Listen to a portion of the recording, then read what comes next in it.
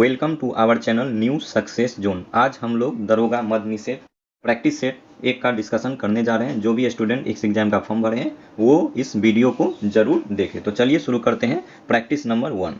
पहला सवाल है, भारत के संविधान सभा का विचार किसने दिया था? तो इसका सही जवाब हो जाएगा M.N. रॉय हो जाएगा। तो आइए हम लोग M.N. रॉय के बारे में कुछ महत्वपूर्ण तथ्यों को जानते हैं। M.N. रॉय जो थे इसे भारत में कम्युनिस्ट पार्टी के जनक के रूप में जाना जाता है। इन्होंने ही 1920 में ताशकंद में कम्युनिस्ट पार्टी का स्थापना किया था। अब हम लोग नेक्स्ट सवाल पे आएंगे। अगला सवाल है, 26 नवंबर को जाना जाता है। तो 26 नवंबर को किस रूप में मनाया जाता है? तो इसे राष्ट्रीय विधि दिवस के रूप में मनाया जाता है। तो इसका सही जवाब हो जाएगा राष्ट्रीय विधि दिवस। कब मनाया जाता है? 26 नवंबर को, क्योंकि इसी दिन हमारा संविधान 1949 में बनकर तैयार हो गया था। मानव अधिकार दिवस का बात करेंगे तो ये 10 दिसंबर को मनाया जाता है। साक्षरता दिवस ये 8 सितंबर को मनाया जाता है और विश्व पर्यावरण दिवस 5 जून को मनाया जाता है। नेक्स्ट सवाल देखेंगे। अगला सवाल है, सामाजिक मूल्यों को आत्मसात करने की प्रक्रिया को क्या कहा जाता है? तो इसे सामाजिकीकरण कहा जाता है। अगला सवाल देखेंगे, सामाजिक न्याय क्या दर्शाता है? तो सामाजिक न्याय जो होता है ये बिना किसी सामाजिक भेदभाव के सभी नागरिकों के साथ समान व्यवहार को प्रदर्शित करता है। तो इसका सही जवाब हो जाएगा ऑप्शन नंबर 4। ऑप्शन 4 क्या कहता है कि जो हमारा सामाजिक न्याय होना चाहिए वह बिना किसी समाज में भेदभाव के सभी नागरिकों के साथ समान व्यवहार किया जाना चाहिए। नेक्स्ट सवाल देखेंगे, भारतीय संविधान के अनुसार मानव का दुर्व्यापार और बालात श्रम निषेध ये किस अनुच्छेद में वर्णित है? तो ये अनुच्छेद हो जाएगा 23। यह कहता है कि जो हमारा भारत का जो संविधान है वह मानव का दुर्व्यापार और बालात श्रम के निषेध है। और इसका बात करेंगे तो ये किस में आएगा? तो ये मौलिक अधिकार के अंतर्गत आता है। और मौलिक अधिकार की जो चर्चा किया गया है अनुच्छेद 12 से 35 तक किया गया है। और वर्तमान में कुल मौलिक अधिकारों की संख्या कितनी है? तो टोटल 6 प्रकार के मौलिक अधिकार दिए गए हैं। नेक्स्ट सवाल देखेंगे, उपर्युक्त में से कौन सा कथन सही है? राज्य विधानसभा विधि द्वारा उस राज्य में प्रयुक्त होने वाली किसी एक या अधिक भाषाओं को अथवा हिंदी को उस राज्य की राजभाषा बना सकती है। तो ये कथन क्या है? बिल्कुल सही है। राजभाषा अधिनियम में यह प्रावधान है कि संघ और हिंदी गैर हिंदी राज्यों के बीच संचार के लिए संचार का प्रयोग किया जाना चाहिए। तो ये दोनों कथन क्या है? तो बिल्कुल सही है। पहला भी कथन सही है और दूसरा भी कथन सही है। तो इसका सही जवाब हो जाएगा ऑप्शन नंबर सी। इसका दोनों कथन क्या है? सही है। तो इसका सही जवाब हो जाएगा सी। 1 और 2 दोनों हो जाएगा। अगले सवाल पे आएंगे। अगला सवाल कह रहा है, उच्च न्यायालय के कार्य क्षेत्र में बदलाव किसके द्वारा किया जा सकता है? तो इसका सही जवाब होगा केवल संसद के द्वारा। जो हाई कोर्ट का जो कार्य क्षेत्र होता है उसमें बदलाव कौन कर सकता है? केवल संसद के द्वारा किया जा सकता है। नेक्स्ट सवाल पे आएंगे, भारत के चुनाव आयोग के अनुसार राष्ट्रीय पार्टी के रूप में मान्यता प्राप्त करने के लिए एक राजनीतिक दल का अस्तित्व में होना आवश्यक है। तो इसका सही आंसर हो जाएगा 8 का सी हो जाएगा। नेक्स्ट सवाल देखेंगे, स्थानीय सरकार के अवगुण क्या है? तो स्थानीय सरकार के अवगुण हो जाएगा, इसका सही जवाब हो जाएगा ऑप्शन नंबर डी। इसका सही सभी अवगुण है। पहला है, ग्राम सभा के चुनाव नियमित रूप से नहीं होते हैं। तो ये क्या है? बिल्कुल सही कथन है। दूसरा है, कई राज्य सरकार ने महत्वपूर्ण शक्तियां स्थानीय सरकारों को स्थानांतरित नहीं किया। ये भी सही है। स्थानीय सरकार के पास पर्याप्त संसाधनों की कमी है। तो इसका आंसर हो जाएगा ऑप्शन नंबर डी। अगले सवाल पे आएंगे, 73वां संविधान संशोधन लागू नहीं है। तो इसका सही जवाब हो जाएगा ऑप्शन डी। 73वां संविधान संशोधन जो है ये नागालैंड हो जाएगा, उसके बाद जम्मू कश्मीर हो जाएगा और मेघालय। इन तीनों जगह पे क्या है? 73वां संविधान संशोधन लागू नहीं है। लेकिन वर्तमान में जो जम्मू कश्मीर जो संघ शासित क्षेत्र है यहाँ पर 73वां संविधान संशोधन लागू है। नेक्स्ट सवाल पे आएंगे। अगले सवाल को देखेंगे हम लोग। ये इकोनॉमिक्स का सवाल है। एक देश में एक विशेष वर्ष के दौरान उत्पादित सभी अंतिम वस्तुओं व सेवाओं के कुल मूल्य को कहा जाता है। तो इसका सही जवाब हो जाएगा ऑप्शन नंबर डी, सकल घरेलू उत्पाद हो जाएगा। कहा जा रहा है कि एक देश में एक विशेष वर्ष के दौरान उत्पादित सभी अंतिम वस्तुओं व सेवाओं के कुल मूल्य को क्या कहेंगे? तो सकल घरेलू उत्पाद कहा जाएगा। इंग्लिश में इसको क्या बोलते हैं? Gross domestic product. अगले सवाल पे आएंगे। अगला सवाल है विदेशी निवेश कहलाता है। तो विदेशी निवेश जो होता है, विदेशी निवेश कहलाता है बहुराष्ट्रीय निगमों द्वारा किया गया निवेश। जो हमारा बहुराष्ट्रीय निगम होता है उसके द्वारा जो निवेश किया जाता है उसको क्या बोलते हैं, विदेशी निवेश कहा जाता है। अगले सवाल पे आएंगे। सवाल नंबर 13, नियोजित निवेश नियोजित बचत से अधिक होने का तात्पर्य क्या कहलाता है। तो मांग का अधिक, एक्सेस डिमांड। इसका आंसर हो जाएगा ऑप्शन नंबर ए। अगले सवाल पे आएंगे। अगला सवाल है सीमांत उपयोग उपभोग प्रवृत्ति एमपीसी की परिभाषा है। तो इसका सही जवाब हो जाएगा option number B, delta c by delta y, delta c बटा डेल्टा वाई इसका सही जवाब हो जाएगा। अगले सवाल पे आएंगे हम लोग। 15 नंबर सवाल बोल रहा है इंपेक्स एक इंडेक्स है जिसका संबंध किससे है। पूछा जा रहा है कि इंपेक्स क्या है, एक प्रकार का इंडेक्स है और इसका संबंध किससे है। तो इसका संबंध की बात करेंगे तो इसका संबंध हो जाएगा प्रवासी से। क्या हो जाएगा दोस्तों, इसका आंसर हो जाएगा प्रवासी। अगले सवाल पे आएंगे। सवाल नंबर 16 नंबर सवाल कहता है कि लैंगिक समता सूचकांक क्या दर्शाता है। तो ये जो है लैंगिक समता सूचकांक शैक्षिक अवसरों की प्राप्ति में बालिकाओं के साथ भेदभाव, ये सही आंसर है।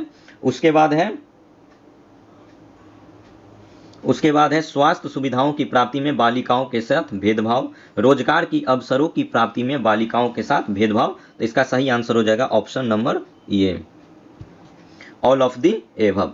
अगले सवाल पे आएंगे। सवाल नंबर 17,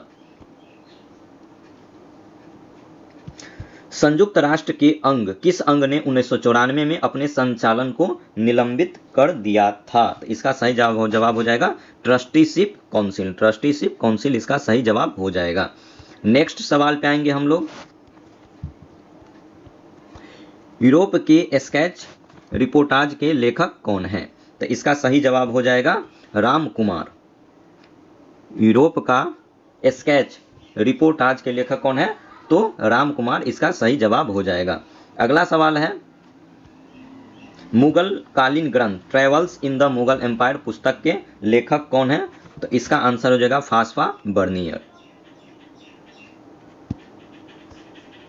इसका सही जवाब क्या हो जाएगा, फास्फा बर्नियर। ये travels in the Mughal empire पुस्तक के लेखक कौन है, तो फास्फा बर्नियर है। अगला सवाल है चोल सम्राट परांतक प्रथम ने संत कवि अपार शबंदर और किस कवि की धातु प्रतिमाएं एक शिव मंदिर के रूप में शिव मंदिर में स्थापित करवाई थी। तो हो जाएगा सुंदरार। इसका आंसर क्या हो जाएगा, सुंदरार। अगला सवाल पे आएंगे। अगला सवाल है हड़प्पा स्थलों से मिले अनाज के दानों में क्या शामिल था।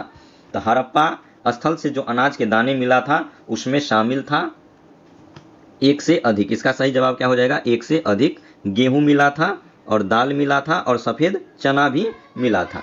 नेक्स्ट सवाल पे आएंगे। 1775 से 83 ईस्वी में कितने उत्तरी अमेरिकी उपनिवेशों ने ब्रिटेन के विरुद्ध विद्रोह करके संयुक्त राज्य अमेरिका का निर्माण कर लिया था। तो इसका सही जवाब हो जाएगा 13। नेक्स्ट सवाल पे आएंगे। अगला सवाल है बोजक कोई महत्वपूर्ण क्यों है। तो बोजक कोई जो है यहाँ से प्राप्त अभिलेखों में वैदिक देवताओं के नाम का उल्लेख प्राप्त होता है। तो इसका सही जवाब हो जाएगा ऑप्शन नंबर बी। अगले सवाल पे आएंगे हम लोग। 1857 की क्रांति के समय भारत का गवर्नर जनरल लॉर्ड कैनिंग था एवं इंग्लैंड का प्रधानमंत्री कौन था। तो इंग्लैंड का प्रधानमंत्री था उस समय लॉर्ड पाल्मर्स्टन, इंग्लैंड का प्रधानमंत्री था किस टाइम, तो 1857 के विद्रोह के समय भारत का गवर्नर जनरल था लॉर्ड कैनिंग और ब्रिटेन का प्रधानमंत्री था कौन, तो ब्रिटेन का प्रधानमंत्री था लॉर्ड पाल्मर्स्टन। अब अगले सवाल पे आ जाएंगे हम लोग। सवाल नंबर 25 पे अगला सवाल पूछ रहा है कि निम्नलिखित में से कौन भारतीय राष्ट्रीय कांग्रेस के स्थापना अधिवेशन में उपस्थित नहीं था। तो इसका सही जवाब हो जाएगा SN बनर्जी, जिसको बोलते हैं सुरेंद्र नाथ बनर्जी। तो भारतीय राष्ट्रीय कांग्रेस का जिस समय स्थापना हुआ था उस समय जो क्या थे, SN बनर्जी उस अधिवेशन में उपस्थित नहीं हुए थे। अगले सवाल पे आएंगे। मोहम्मद बिन कासिम ने सर्वप्रथम सिंध के किस क्षेत्र को जीता था। तो सबसे पहले मोहम्मद बिन कासिम जो थे देवल पर विजय प्राप्त किया था। अगले सवाल पे आएंगे। अगला सवाल है चालीसा मंडल जो है इसका गठन किस शासक के द्वारा। पूछा जा रहा है कि चालीसा मंडल का गठन किसके द्वारा किया गया था? इसका सही जवाब हो जाएगा इल्तुतमिश के द्वारा चालीसा मंडल का गठन किया गया था। इसमें टोटल कितने व्यक्ति शामिल थे? तो टोटल 40 व्यक्ति शामिल थे, इसलिए इसका नाम चालीसा मंडल रखा गया है। अगला सवाल है सवाल नंबर 28 है। तो इसमें पूछा जा रहा है कि मध्यकाल में भाषा और संपर्क से संबंधित कौन सा कथन सही है? ऑप्शन नंबर ये है कि न केवल सभा में चिश्तियों ने भारतीय भाषा को अपनाया, अपितु दिल्ली में चिश्ती सिलसिले के लोग हिंदवी से बातचीत करते थे। पहला ऑप्शन सही है। दूसरा है अमीर खुसरो ने भी क्षेत्रीय भाषा में काव्य रचना की जो गुरु ग्रंथ साहिब में संकलित है। तो ये भी कथन क्या है? सही है। ऑप्शन नंबर सी है कुछ और सूफियों ने लंबी कविताएं मनसबी लिखी जहां ईश्वर के प्रति प्रेम को मानवीय प्रेम के रूप में अभिव्यक्त किया गया है। तो ये भी कथन सही है। तो आपका सही जवाब क्या हो जाएगा? उपर्युक्त में से अधिक।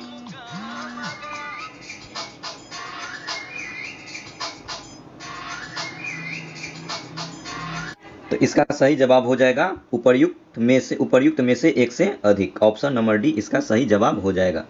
अगले सवाल पे आएंगे। अगला सवाल है कि पूर्व ऐतिहासिक काल का प्रारंभिक भाग किसके रूप में जाना जाता है? तो इसका सही जवाब हो जाएगा ऑप्शन नंबर ए पूरा पाषाण काल। अगले सवाल पे आएंगे। अगला सवाल है स्मारक के संरक्षण के मामले में सांची क्यों बची रही जबकि अमरावती नहीं बचा? कहने का मतलब है कि स्मारक संरक्षण के मामले में सांची बचा रहा जबकि अमरावती नहीं बचा। इसका कारण क्या था? तो इसका उपर्युक्त में से कोई भी कारण नहीं दिया गया है। तो इसका सही जवाब हो जाएगा ऑप्शन नंबर डी उपर्युक्त में से कोई नहीं। नेक्स्ट सवाल पे आएंगे। अगला सवाल है सवाल नंबर 31। निम्नलिखित में से कौन सा कथन सत्य है? तो पहला है कि 1862 तक ब्रिटेन में कपास का 90% से अधिक आयात भारत से होता था। तो ये कथन क्या है? सही है। दूसरा है 1857 में ब्रिटेन में कॉटन सप्लाई एसोसिएशन की स्थापना हुई। ये भी सही है। 1860 के दशक से पहले ब्रिटेन में कच्चे माल का 3/4 आयात अमेरिका से होता था। तो ये हो जाएगा, ये भी कथन सही। तो इसका सही जवाब हो जाएगा ऑप्शन नंबर डी। अगला सवाल देखेंगे। संविधान सभा के सदस्यों का चुनाव निम्नलिखित में से किस आधार पर किया गया था? तो इसका सही जवाब हो जाएगा उपर्युक्त में से कोई नहीं। पहला है सार्वभौमिक व्यक्ति मताधिकार, जो कि गलत है। सार्वभौमिक पुरुष व्यक्ति मताधिकार, ये भी गलत है। सार्वभौमिक महिला व्यस्क अधिकार, ये भी गलत है। अगले सवाल पे आएंगे। अगला सवाल है विदेशी राज्य से देश को मुक्त कराने के लिए यह एक देशभक्ति का कार्य था, यह किसके द्वारा लिखा गया था? तो इसका सही जवाब हो जाएगा बिपिन चंद्र के द्वारा ये लिखा गया था कि विदेशी राज से देश को मुक्त करने के लिए एक देशभक्ति का कार्य था। यह किसके द्वारा लिखा गया? बिपिन चंद्र के द्वारा लिखा गया था। अगले सवाल पे आएंगे। ब्रिटिश सरकार ने अपनी संसद में स्वतंत्रता अधिनियम पास किया था। तो ये अधिनियम कब पास किया गया था? 18 जुलाई 1947 को पास किया गया था। ब्रिटिश संसद में भारत स्वतंत्रता अधिनियम पास किया गया 18 जुलाई 1947 को। अगले सवाल पे आएंगे। अगला सवाल है कौन सी रसोई प्रक्रिया परासरण का उदाहरण है? तो रसोई प्रक्रिया जो परासरण बोले तो ऑस्मोसिस प्रोसेस से संबंधित है। तो इसका सही जवाब हो जाएगा सांद्रित लवण विलयन में कच्चे आम डालना। क्या हो जाएगा दोस्तों? सांद्रित लवण विलयन में कच्चे आम डालना। अगले सवाल पे आएंगे। सवाल नंबर 36। अगला सवाल कहता है कि भारत में अनुसूचित क्षेत्र समिति का प्राथमिक कार्य क्या है? तो इसका सही जवाब हो जाएगा नगर पालिका का दर्जा प्राप्त करने के लिए विकासशील शहरों का प्रबंधन करना। तो क्या हो जाएगा दोस्तों कि भारत में जो अधिसूचित क्षेत्र होता है उस समिति का प्राथमिक कार्य क्या होता है? नगर पालिका का दर्जा प्राप्त करने के लिए विकासशील शहरों का प्रबंधन करना। अगले सवाल पे आएंगे। अगला सवाल है निम्नलिखित में से कौन सा कथन सर्वोत्तम ढंग से यह व्यक्त करता है कि आरएनए में थाइमिन के स्थान पर यूरेसिल का उपयोग क्यों किया जाता है? तो थाइमिन के स्थान पर यूरेसिल का उपयोग आरएनए में क्यों किया जाता है? तो इसका सही जवाब हो जाएगा यूरेसिल का संश्लेषण ऊर्जा की दृष्टि से सस्ता है। क्या हो जाएगा दोस्तों? इसका हो जाएगा यूरेसिल का संश्लेषण जो होता है ऊर्जा की दृष्टि से सस्ता होता है। तो इसका सही जवाब हो जाएगा ऑप्शन नंबर बी हो जाएगा। अगले सवाल पे आएंगे हम लोग। अगला सवाल है निम्नलिखित में से कौन सी जीविका खेती की विशेषता नहीं है? तो जीविका खेती की विशेषता जो होती है ये ऑप्शन नंबर ए हो जाएगा उच्च स्तरीय मशीनरी का उपयोग। ये जो है जीविका खेती की विशेषता नहीं है, जबकि पारिवारिक श्रम का उपयोग ये क्या है, जीविका खेती की विशेषता है। मैनुअल कृषि पद्धति ये भी क्या है, जीविका खेती की विशेषता है। और पारंपरिक बीज किस्में ये भी क्या है, तो ये तीनों जो है पारिवारिक श्रम का उपयोग, मैनुअल कृषि पद्धति और पारंपरिक बीज किस्में, ये सब जो है जीविका खेती की विशेषता है। अगले सवाल पे आएंगे। अगला सवाल है, निम्नलिखित में से कौन सी थार रेगिस्तान की आसपास की विशेषता नहीं है? तो इसका सही जवाब हो जाएगा विंध्य हिमालय। क्या हो जाएगा दोस्तों, विंध्य हिमालय। इसका सही जवाब हो जाएगा विंध्य हिमालय। तो थार रेगिस्तान की आसपास की विशेषता क्या है? तो विशेषता जो नहीं था वो हमारा था क्या, तो विंध्य पहाड़ियाँ इसकी विशेषता नहीं है। जबकि विशेषता के अंतर्गत पूछा जाएगा तो क्या हो जाएगा, अरावली पर्वतमाला ये होगा, कच्छ का रण होगा और सिंधु नदी का मैदान, ये सभी क्या है, थार रेगिस्तान की आसपास की विशेषता है। जबकि विंध्य पहाड़ियाँ क्या है, नहीं है। अगले सवाल पे आएंगे। अगला सवाल है, सड़क परिवहन और राजमार्ग मंत्रालय द्वारा प्रस्तावित एक राष्ट्र एक परमिट योजना का उद्देश्य क्या है? तो इसका सही जवाब हो जाएगा ऑप्शन नंबर डी। क्या हो जाएगा दोस्तों, ऑप्शन नंबर डी हो जाएगा, अंतरराज्यीय भाड़ा वाहनों के लिए परिवहन में सुगमता। अगले सवाल पे आएंगे। अगला सवाल है, सवाल नंबर कितना है, 41 क्या कहता है कि कंप्यूटर सिस्टम के कीबोर्ड पर अल्टर प्लस टैब दबाने का उद्देश्य क्या होता है? तो इसका सही उद्देश्य होता है ओपन एप्लीकेशन के बीच स्विच करना। क्या हो जाएगा दोस्तों, ओपन एप्लीकेशन के बीच क्या करना, स्विच करना। अगले सवाल पे आएंगे। अगला सवाल है, झारखंड के अधिकारियों ने डैश के अंदर स्थित पहले गांव जयगीर को सफलतापूर्वक पूरी तरह से इसके मूल क्षेत्र से बाहर स्थानांतरित कर दिया। तो इसका सही जवाब हो जाएगा पलामू टाइगर रिजर्व। तो पलामू टाइगर रिजर्व कहाँ पर हो जाएगा, तो ये हो जाएगा झारखंड के अंतर्गत रखा गया है। अगले सवाल पे आएंगे। अगला सवाल हो जाएगा, आधुनिक सीपीयू में एक साथ कई निर्देशों को निष्पादित करने के लिए किस तकनीकी का उपयोग किया जाता है? तो इसका सही जवाब हो जाएगा ऑप्शन नंबर ये पाइपलाइनिंग। अगले सवाल पे आएंगे। अगला सवाल है, ऊर्जा की एसआई मात्रक क्या है? तो ऊर्जा का एसआई मात्रक क्या हो जाएगा, तो ऊर्जा का एसआई मात्रक हो जाएगा जूल। जबकि न्यूटन किसका एसआई मात्रक है, बल का एसआई मात्रक है। वाट किसका हो जाएगा, शक्ति का हो जाएगा। अगले सवाल पे आएंगे, CH3COONA की उपस्थिति में CH3COOH की विलयता डैश के कारण कम हो जाती है। तो इसका सही जवाब हो जाएगा सम आयन विभव के कारण क्या होता है, CH3COONA की उपस्थिति में CH3COOH की विलयता सम आयन प्रभाव यानी कि आइसो आयन इफेक्ट के कारण इसकी विलयता क्या हो जाती है, कम हो जाती है। अगला सवाल है, डीएनए में मानक आधार युग्मन किस प्रकार के आबंधन के कारण होता है? तो इसका सही जवाब हो जाएगा, डीएनए में कौन सा बंधन होता है, तो हाइड्रोजन बंधन होगा। तो इसका सही जवाब हो जाएगा हाइड्रोजन बंधन। उसके बाद हो जाएगा अगला सवाल, तेल और वसा युक्त खाद्य पदार्थों को नाइट्रोजन से प्रावधान किया जाता है क्योंकि यह, सवाल है कि तेल और वसा युक्त खाद्य पदार्थों को नाइट्रोजन से प्रधावन किया जाता है क्योंकि यह क्या होता है, तो पैकेजिंग से ऑक्सीजन को हटाता है। जो हम लोग पैकेजिंग किया जाता है उससे किसको हटा देता है, तो ऑक्सीजन को हटाता है। अगले सवाल पे आएंगे। अगला सवाल है, लवणीय और क्षारीय मृदा सबसे अधिक कहाँ पाई जाती है? तो ये पाया जाता है सूखा प्रवण क्षेत्र में। तो इसका सही जवाब हो जाएगा ऑप्शन नंबर सी। जो लवणीय और क्षारीय मृदा सबसे अधिक जो पाई जाती है सूखा प्रवण क्षेत्र में पाया जाता है। नेक्स्ट सवाल पे आएंगे, घनत्व का फॉर्मूला क्या होता है? तो घनत्व जो होता है डेंसिटी बराबर मास पर यूनिट वॉल्यूम। तो इसका सही जवाब हो जाएगा ऑप्शन नंबर ए। नेक्स्ट सवाल पे आएंगे, प्लाज्मोडियम का कौन सा अद्वितीय गुणधर्म मलेरिया को आवधिक ज्वर वाला एक चक्रीय रोग बनाता है? तो इसका सही जवाब हो जाएगा ऑप्शन नंबर बी, आरबीसी संविदार और प्रत्येक कुछ जिनों में आबिस मोचन। नेक्स्ट सवाल पे आएंगे। अगला सवाल है, मुद्रा की सट्टेबाजी की मांग के संबंध में निम्नलिखित में से कौन सा कथन सही है? तो इसका सही जवाब हो जाएगा केवल 2, यह अपेक्षाकृत ब्याज लोचदार होती है। तो इसका सही जवाब हो जाएगा ऑप्शन नंबर सी हो जाएगा, जो हमारा किस में दिया हुआ है, 2 में। तो केवल 2 सही है कि मुद्रा की सट्टेबाजी की मांग के संबंध में कौन सा कथन सही होगा, तो ये अपेक्षाकृत क्या होता है, ब्याज लोचदार होता है। नेक्स्ट सवाल पे आएंगे। अगला सवाल है, इनमें से कौन सी एक प्रवाह अवधारणा नहीं है, तो इसका सही जवाब हो जाएगा किसी कारखाने में प्रयुक्त मशीनों की संख्या।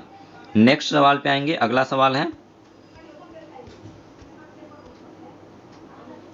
अगला सवाल है किस बल के कारण भारत में दक्षिणी गोलार्ध की व्यापारिक पवनें विषुवत वृत्त को पार करने के बाद दक्षिण पश्चिम से उत्तर पूर्व की ओर बहने लगती है, तो इसका सही जवाब हो जाएगा कोरियोलिस बल। कोरियोलिस बल के कारण ऐसा देखा जाता है। नेक्स्ट सवाल है, हरित क्रांति के संबंध में कौन सा कथन सही है, तो इसका सही जवाब हो जाएगा ऑप्शन नंबर सी, एक, केवल 1 और 2। तो एक क्या है, हरित क्रांति शब्द जो है, हरित क्रांति शब्द का जो प्रयोग किया गया था किसके द्वारा, तो सर सिबिल गॉड ने किया था। हरित क्रांति शब्द का प्रयोग किसने किया, सर विलियम गॉड ने। नॉर्मन बोरलो का हरित क्रांति, नॉर्मन बोरलो को हरित क्रांति का जनक कहा जाता है, तो ये भी कथन सही है।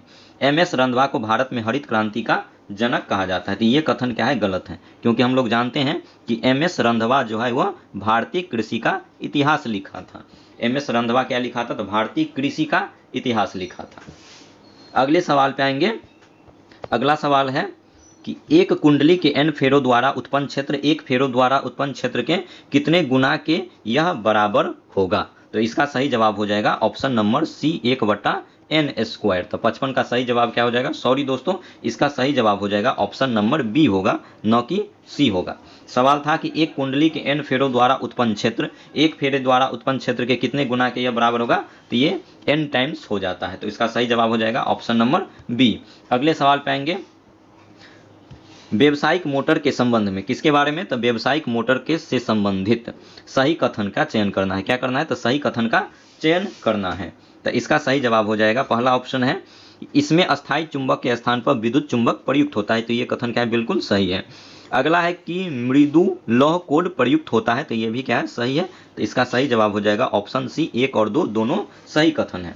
अगला सवाल है, मेंडलीव का आवर्त सारणी के संबंध में कौन सा कथन गलत है। मेंडलीव का जो आवर्त सारणी है उसमें पूछ रहा है कि कौन सा कथन क्या है, गलत है।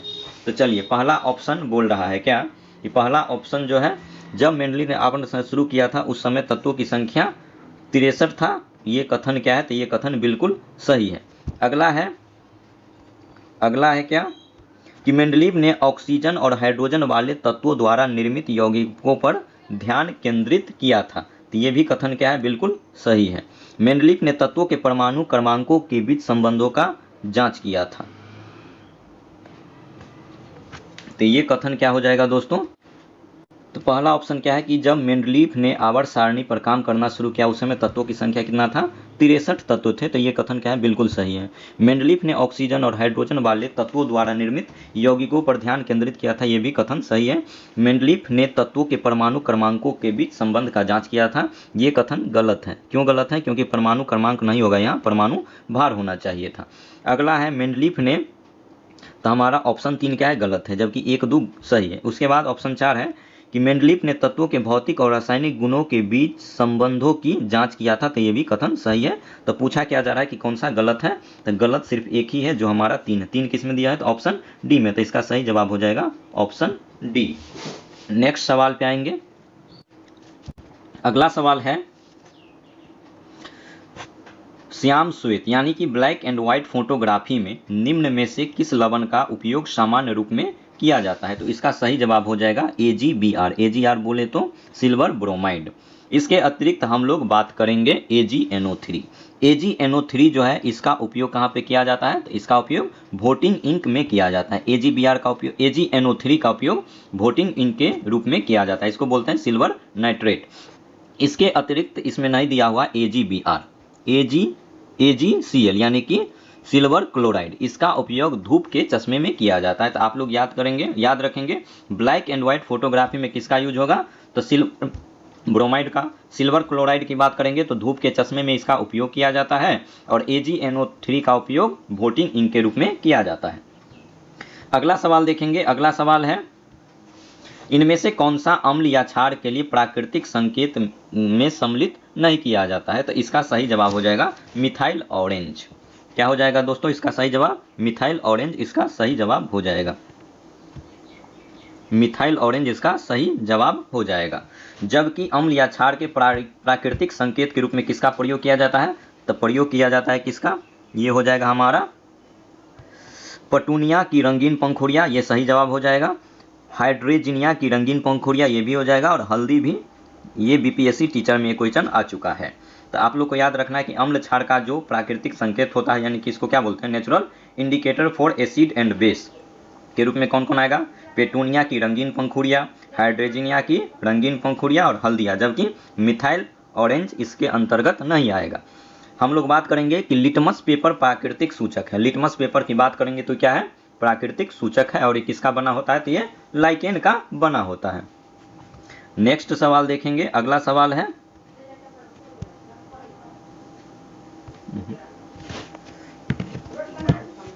नाइट्रोजन की आयनीकरण क्षमता किस प्रकार की होती है? सवाल है कि नाइट्रोजन का जो आयनीकरण क्षमता होता है किस प्रकार की होती है? तो इसका सही जवाब हो जाएगा ऑक्सीजन से अधिक। नाइट्रोजन का जो आयनीकरण क्षमता होता है वो किससे अधिक हो जाएगा? तो ऑक्सीजन से अधिक हो जाएगा। अगले सवाल पे आएंगे। अगला सवाल है कि निम्नलिखित में से किसकी उपस्थिति जटिल पादपों का एक विशिष्ट गुण है जिससे स्थलीय वातावरण में उनके अस्तित्व को संभव बनाया है? तो इसका सही जवाब हो जाएगा संवहनी उत्तक। संवहनी उत्तक यानी कि बोले वैस्कुलर टिश्यू, वैसे टिश्यू को बोला जाता है जिसके पास जाइलम और फ्लोएम दोनों होता है। अगले सवाल पे आएंगे। अगला सवाल है इनमें से कौन सा जाइलम की बात कर रहा है, जाइलम के एक घटक के रूप में शामिल नहीं है?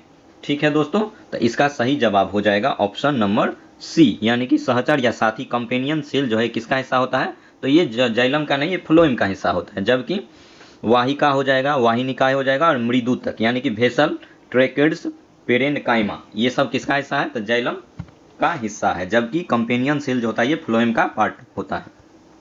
अगला सवाल पे आएंगे। पौधों द्वारा उत्सर्जित होने वाले अपशिष्ट उत्पाद गोंद और राल पौधे के किस भाग में संग्रहित होते हैं? तो इसका सही जवाब हो जाएगा पुराने जाइलम में। क्या हो जाएगा दोस्तों? पुराने जाइलम में, यानी कि इंग्लिश में बोले इन ओल्ड जाइलम में ये उपस्थित में संग्रहित होता है। अगले सवाल पे आएंगे। अगला सवाल है वायुमंडलीय दाब और वाष्पोत्सर्जन की दर एक दूसरे से किस प्रकार संबंधित है? तो इसका सही जवाब हो जाएगा व्युत्क्रमानुपाती।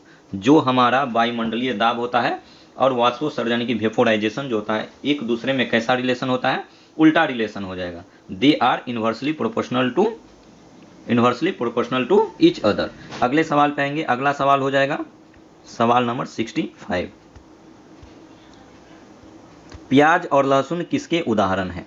प्याज और लहसुन किसके उदाहरण है? ये अगला सवाल है। तो इसका सही जवाब हो जाएगा कंद का। प्याज और लहसुन क्या हो जाएगा? ये हो जाएगा कंद। अगला सवाल देखेंगे। तैराकी में लेन की न्यूनतम चौड़ाई मीटर में कितनी होनी चाहिए और कितनी होती है? तो इसका सही जवाब हो जाएगा 2.13। कितना हो जाएगा दोस्तों? 2.13। तैराकी में जो लेन की न्यूनतम चौड़ाई मीटर में पूछा जा रहा है कितना हो जाएगा?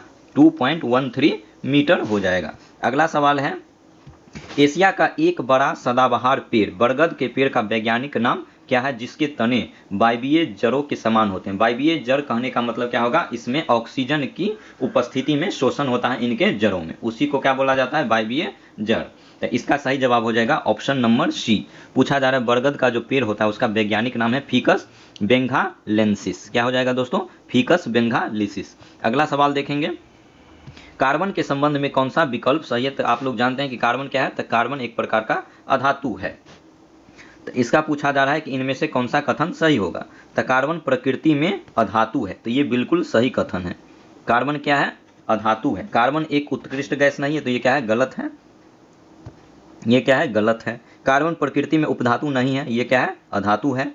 कार्बन प्रकृति में धातु है, गलत है। ये क्या है? अधातु है। तो कार्बन आप लोग याद रखेंगे क्या है? अधातु है। यह गैस नहीं है, उपधातु नहीं है और धातु भी नहीं है, केवल क्या है? तो ये नॉन मेटल है, यानी कि अधातु है। किसको क्या बोलते हैं? Non metal in nature. तो कार्बन नेचर में किस रूप में पाया जाता है? तो नॉन मेटल यानी कि अधातु के रूप में पाया जाता है, जिसका परमाणु क्रमांक कितना होता है? 6 यानी कि 6 होता है। अगला है सीधे धारावाही चालक से दूर जाने पर चुंबकीय क्षेत्र रेखाओं की परिधि किस प्रकार संबंधित होती है? तो क्या हो जाएगा, जो सीधे धारावाहिक चालक से दूर जाने पर चुंबकीय क्षेत्र की परिधि क्या हो जाता है, चुंबकीय क्षेत्र की परिधि में क्या होगा, वृद्धि हो जाएगा। जितना बड़ा सर्कल होगा उसकी परिधि उतनी बढ़ती चली जाएगी। तो इसका सही जवाब हो जाएगा ऑप्शन नंबर डी। नेक्स्ट सवाल पे आएंगे। अगला सवाल है भारत में स्थानीय हवाओं के संदर्भ में लू जो है भारत का स्थानीय हवा के संदर्भ में लू को किस रूप में सर्वोत्तम ढंग से परिभाषित किया जा सकता है। तो इसका सही जवाब हो जाएगा शुष्क और गर्म हवा के रूप में इसको परिभाषित किया जाता है। नेक्स्ट सवाल पे आएंगे। अगला सवाल है निम्नलिखित में से किस मामले में एक वृत्ताकार कुंडली से संयोजित गैल्वेनोमीटर द्वारा एक धारा दर्ज की जाएगी। तो इसका सही जवाब हो जाएगा ऑप्शन नंबर ए में कौन कौन हो जाएगा, 2 और 3। तो 2 में क्या है, जब चुंबक को कुंडली की ओर ले जाया जाता है। तो ये क्या है, बिल्कुल सही कथन है। दूसरा है जब किसी चुंबक को कुंडली से दूर ले जाया जाता है। ये भी कथन क्या है, सही है। पहला था जब किसी चुंबक को कुंडली के पास स्थिर रखा जाता है तो वहां पर क्या हो जाएगा, एक धारा को दर्ज नहीं किया जा सकता। वृत्ताकार कुंडली से संयुक्त गैल्वेनोमीटर द्वारा धारा को दर्ज करने के लिए 2 कंडीशन है, जब चुंबक को कुंडली की ओर ले जाएंगे और जब किसी चुंबक को कुंडली से दूर ले जाया जाता है, उस कंडीशन में गैल्वेनोमीटर द्वारा एक वृत्ताकार कुंडली से धारा को दर्ज किया जाता है। अगले सवाल पे आएंगे। अगला सवाल है रबी फसल और खरीफ फसल।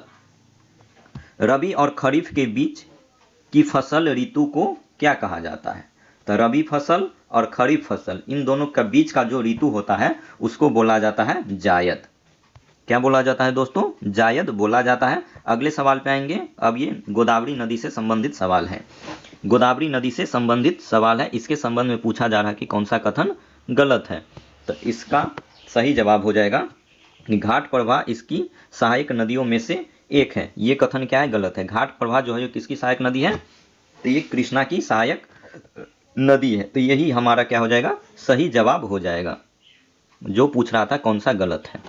अब गोदावरी नदी के बारे में जानते हैं। गोदावरी है पश्चिमी घाट की ढलानों से निकलती है। तो ये क्या है, सही है। इसका जल निकासी बेसिन आंध्र प्रदेश और कुछ अन्य राज्यों को कवर करते हैं। ये भी कथन कही है। और ये बंगाल की खाड़ी में गिरती है। और ये निकलती कहाँ से है, तो ये महाराष्ट्र से निकलती है। नेक्स्ट सवाल देखेंगे। तो इसका आंसर क्या हो जाएगा, 73 का ऑप्शन नंबर ए हो जाएगा। अगले सवाल पे आएंगे। सवाल नंबर 74। इनमें से कौन सा भूकंपीय तरंगों का एक प्रकार है। तो इसका सही जवाब हो जाएगा पी तरंग। पी तरंग क्या है, एक प्रकार का भूकंपीय तरंग है। कहने का मतलब हो गया कि सिरामिक वेव है। कैसा वेव हो जाएगा, पी जो हो जाएगा, पी वेव हमारा कैसा वेव, सिस्मिक वेव हो जाएगा। अगले सवाल पे आएंगे। सवाल नंबर 75। 75 नंबर सवाल कहता है अंतः उष्ण कटिबंधीय अभिसरण क्षेत्र में क्या होता है। तो इसका सही जवाब हो जाएगा ऑप्शन नंबर डी। क्या हो जाएगा दोस्तों, ऑप्शन नंबर डी। दक्षिण पूर्वी और उत्तर पूर्वी व्यापारिक पवनें अभिसरण करती हैं। अगले सवाल पे आएंगे। अगला सवाल है किस देश के उबीनास ज्वालामुखी के कारण आपातकाल लागू किया गया था। तो इसका सही जवाब हो जाएगा ऑप्शन नंबर बी। पेरू की राजधानी कहाँ हो जाएगा, लीमा। तो उबीनास ज्वालामुखी के कारण आपातकाल कहाँ लागू हुआ, तो पेरू में लागू हुआ था। अगले सवाल पे आएंगे। स्तंभों का सही मिलान करें। स्तंभ में है जो इसको मिलान करना है। स्तंभ को क्या करना है, सही मिलान करना है। तो इसका सबसे पहले देख लेंगे किसका मिलान। एक तरफ राज्य दिया हुआ है और एक तरफ सांस्कृतिक उत्सव जो जिस राज्य में मनाया जाता है। तब झारखंड में कर्मा मनाया जाता है। तो झारखंड में क्या मनाया जाता है, कर्मा। तो ये एक का हो जाएगा, एक का हो जाएगा एक। उसके बाद हो जाएगा हिमाचल प्रदेश में चैत्रोल मनाया जाता है। तो बी का 2 हो जाएगा। उसके बाद है तेलंगाना में बथुकम्मा मनाया जाता है। तो तेलंगाना का हो जाएगा बथुकम्मा यानी कि 4। पंजाब में लोहड़ी मनाया जाता है। तो इसका आंसर हो जाएगा 1 2 4 3। तो 1 2 4 3 किस में है, तो ऑप्शन नंबर डी में।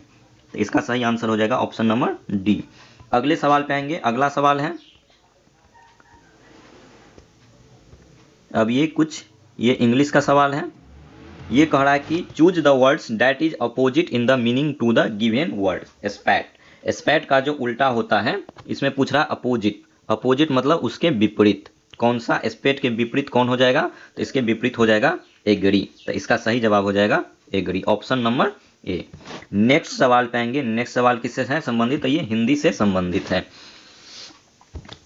इसमें बोल रहा है कि सही पुल्लिंग रूप वाला विकल्प कौन सा सही होगा। ठीक है, तो इसमें बोल रहा है कि हमें चावल दाल के साथ क्या खाना चाहिए। तो चावल दाल के साथ हमको घी खाना चाहिए। कहीं भी भोज भात आप लोग गांव में जाते होंगे तो भोज में आपको लोग को क्या मिलता है, तो सभी सब्जी मिलने के बाद चावल दाल सब्जी जितना आइटम होता है लास्ट में क्या दिया जाता है, तो चावल दाल में क्या दिया जाता है, घी दिया जाता है। तो इसका सही आंसर हो जाएगा ऑप्शन नंबर डी। अगला सवाल है कि विलोम शब्द, दिए गए शब्दों का विलोम शब्द बताना है। तो दिया गया शब्द क्या है, तो ज्योति है। ज्योति मतलब क्या होता है, प्रकाशमान, जहां पर उजाला होगा। इसके विपरीत क्या होना चाहिए, इसके विपरीत होना चाहिए जहां जो अंधेरा वाला ऑप्शन होगा। तो शीतलता मतलब जो शरीर को शीतलता प्रदान होता है, तो ये तो होगा नहीं। उसके बाद है प्रकाश, तो ज्योति मतलब प्रकाश होता है, ये तो क्या हो जाएगा, समानार्थी शब्द हो जाएगा। उजाला भी समानार्थी शब्द है, जबकि तम हम लोग नहीं जानते हैं इसका हिंदी में, लेकिन इंग्लिश में आप लोग देखेंगे तो डार्कनेस, डार्कनेस का मतलब क्या होता है, अंधेरा। तो इसका सही जवाब क्या हो जाएगा, ऑप्शन नंबर डी, तम। इंग्लिश में बोलेंगे तो तम को क्या बोलते हैं, डार्कनेस। तो इसका सही जवाब हो जाएगा 81 का डी। अगले सवाल पे आएंगे, ये मैथ का सवाल है। मैथ का सवाल किससे संबंधित है, तो ये CISI का सवाल है। इसमें बोल रहा है कि एक निश्चित धनराशि पर 6% वार्षिक की ब्याज दर 2 वर्ष के लिए साधारण ब्याज, तो 2 वर्ष का साधारण ब्याज दिया हुआ है। अवधि को क्या रखा गया है, तो अवधि को यहाँ पर समान रखा गया है, और समान ब्याज दर, और ब्याज दर जो है वो भी समान है, पर चक्रवृद्धि ब्याज कितना होगा। तो बोल रहा है कि समय का जो अवधि समान है और रेट भी समान है, तो उस बोल रहा है कि समान धनराशि पर चक्रवृद्धि ब्याज वार्षिक रूप से कितना होना चाहिए। तो इसमें हम लोग किस फॉर्मूला का यूज करेंगे, तो हम लोग जानते हैं क्या होता है, यहाँ से हम लोग सबसे पहले P निकालेंगे। P बोले तो धनराशि, यानी कि ब्याज गुने क्या हो जाएगा, 100 बटा समय इंटू रेट। यहाँ से हमारा P निकल जाएगा, जो कितना हो जाएगा, 800 हो जाएगा।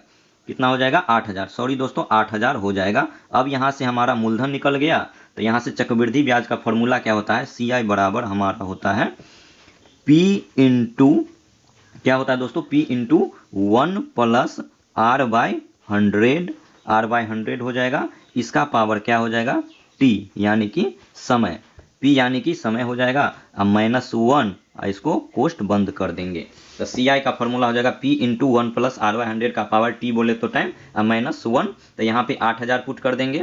1 है, R का रेट कितना है, रेट कितना है 6% है, और T कितना है, तो 2 वर्ष के लिए है, तो यहाँ पे 2 पुट कर देंगे, और हमारा आंसर कितना निकल जाएगा, तो आंसर हमारा हो जाएगा 988.8, यानी कि ऑप्शन नंबर बी इसका सही आंसर हो जाएगा। तो इस तरीके से आप लोग इसे निकाल लीजिएगा।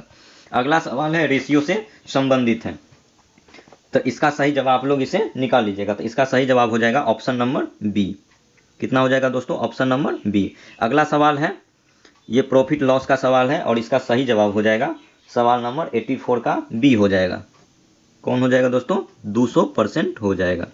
नेक्स्ट सवाल पे आएंगे, ये भी मैथ का सवाल है। इसका आंसर हो जाएगा 85 का हो जाएगा, ऑप्शन नंबर डी 40 दिन। अगले सवाल पे आएंगे, अगला सवाल है 0.41 1 के ऊपर बार है को भिन्न में परिवर्तित करना है। तो इसको कैसे परिवर्तित करना है, तो इसको हम लोग जानते हैं। आइए बताते हैं आप लोगों को कि इसका सॉल्यूशन कैसे करते हैं। तो कितना लिखा हुआ है, 0.41 1 के ऊपर बार है, तो इसको सबसे पहले क्या लिखेंगे, 41 है तो 41 करना है, और जिसके ऊपर बार नहीं है उसको क्या कर लेंगे, हम लोग घटा लेंगे। तो 4 के ऊपर बार नहीं, उसको माइनस करेंगे, उसके बाद बट्टा करेंगे। उसके बाद एक जिसके ऊपर बार नहीं है उसको 9 लिखेंगे, और कितना के ऊपर बार, तो 9 0 हो जाएगा। इसका सॉल्यूशन करेंगे तो क्या हो जाएगा, ये हो जाएगा 37 बट्टा 90। तो इसका किस में आ रहा है आप लोग देख लीजिएगा, तो ऑप्शन नंबर ए में आ रहा है। तो इसका सही जवाब क्या हो जाएगा, ऑप्शन नंबर ए 37 बट्टा 90। नेक्स्ट सवाल पे आएंगे। अगला सवाल है कि 1 किलोग्राम गेहूं के मूल्य में 50% की वृद्धि हुई है, और वृद्धि में 25 रुपया है। प्रति किलोग्राम गेहूं का नया मूल्य क्या हो जाएगा, तो इसका सही जवाब हो जाएगा 87 का ऑप्शन सी, 75 रुपया हो जाएगा। अगले सवाल पे आएंगे। अगला सवाल है, ये रीजनिंग का सवाल है, और इसका सही जवाब हो जाएगा 88 का ऑप्शन नंबर डी हो जाएगा। नेक्स्ट सवाल देखेंगे कि हाल ही में देश में मधु न्योमा एयरबस कहाँ प्रारंभ हुआ है। मधु न्योमा एयरबस, क्या नाम है दोस्तों, मधु न्योमा एयरबस। इसका जो शुरुआत हुआ है ये लद्दाख में इसका शुरुआत हुआ है। नेक्स्ट सवाल देखेंगे, हाल ही में केंद्रीय मंत्री गजेंद्र सिंह शेखावत ने 13वें अंतर्राष्ट्रीय पर्यटन मार्ट का उद्घाटन कहां पर किया है। तो इसका सही जवाब क्या हो जाएगा दोस्तों, तो सिक्किम में। इसका सही जवाब हो जाएगा सिक्किम। गजेंद्र सिंह शेखावत ने क्या किया है? 13वें अंतर्राष्ट्रीय पर्यटन मार्ट का उद्घाटन कहाँ किया है? तो सिक्किम में किया है। अगला सवाल देखेंगे। अगला सवाल है कि वर्ष 2026 AFIH हॉकी विश्व कप का मेजबान देश कौन सा है? तो मेजबान देश बन गया है, इसमें 2 देश मेजबानी कर रहा है। पहला देश कौन है? नीदरलैंड है, और दूसरा देश कौन है? तो बेल्जियम है। तो इसका सही आंसर हो जाएगा ऑप्शन डी, ए और बी दोनों कथन सही है। तो 2026 का FIH हॉकी विश्व कप का मेजबान देश है नीदरलैंड और बेल्जियम।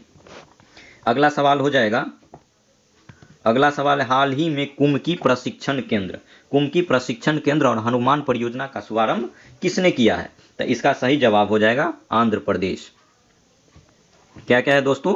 कुम्की प्रशिक्षण केंद्र और हनुमान परियोजना का शुभारंभ किस राज्य में किया गया? तो आंध्र प्रदेश में किया गया है। अगले सवाल पे आएंगे। अगला सवाल है हाल ही में भारत का पहला रिवर टर्मिनल का उद्घाटन कहाँ किया गया है? तो ये किया गया है गुवाहाटी में। भारत का पहला जो रिवर टर्मिनल का उद्घाटन हुआ है गुवाहाटी में हुआ है। उसके बाद आएंगे अगले सवाल पे। हाल ही में विश्व का पहला ग्रीन फ्यूल लेवी प्रारंभ की घोषणा किसने किया है? तो ये किया है सिंगापुर ने किया है। अगला सवाल पे आएंगे 95 पे। ये पूछ रहा है कि हाल ही में इसरो ने किस राज्य की बबीना फील्ड फायरिंग रेंज, क्या है? बबीना फील्ड फायरिंग रेंज में गगनयान क्रू मॉड्यूल के मुख्य पैराशूट का परीक्षण किया है? तो इसका सही जवाब हो जाएगा उत्तर प्रदेश। नेक्स्ट सवाल है हाल ही में विजयनगर काल के अंकित 103 स्वर्ण सिक्कों का जो खोज हुआ है वह कहां पर किया गया है? तो ये किया गया है तमिलनाडु में। 103 स्वर्ण सिक्कों का खोज विजयनगर काल में कहां पर खोजा गया है? तो ये हाल ही में तमिलनाडु में। अगला सवाल है 97। हाल ही में भारत का पहला क्वांटम डायमंड माइक्रोस्कोप, क्या है दोस्तों? भारत का पहला क्वांटम डायमंड माइक्रोस्कोप किसने विकसित किया है? तो इसका सही जवाब हो जाएगा IIT बॉम्बे इसका सही जवाब हो जाएगा। अगले सवाल पे आएंगे, सवाल नंबर 98। हाल ही में WHO की वैश्विक क्षय रोग टीबी रिपोर्ट 2025 के अनुसार सबसे ज्यादा टीबी मामलों में गिरावट कहां देखा गया है? तो सबसे ज्यादा टीबी मामला में गिरावट, सवाल है क्या सबसे ज्यादा टीबी मामला में गिरावट कहां देखा गया? तो ये देखा गया है भारत में देखा गया। अगला सवाल है हाल ही में प्रमुख संविधान संशोधन विधेयकों पर संयुक्त संसदीय समिति की अध्यक्ष किसे नियुक्त किया गया है? तो इसका सही जवाब हो जाएगा अपराजिता सारंगी। संयुक्त संसदीय समिति की अध्यक्ष किस पर? तो प्रमुख संविधान संशोधन विधेयक पर नियुक्त किया गया है अपराजिता सारंगी को। आज का लास्ट सवाल है कि हाल ही में आधी मादा और आधा नर शरीर वाला दुर्लभ मकड़ी डैमरचस इनाजुमा की खोज कहाँ किया गया है? तो इसका खोज किया गया है थाईलैंड में किया गया है। तो ये था दोस्तों दरोगा मद्य निषेध का प्रैक्टिस नंबर 1 जो किसका है? तो ये है प्लेटफॉर्म जो क्लासरूम में टेस्ट होता है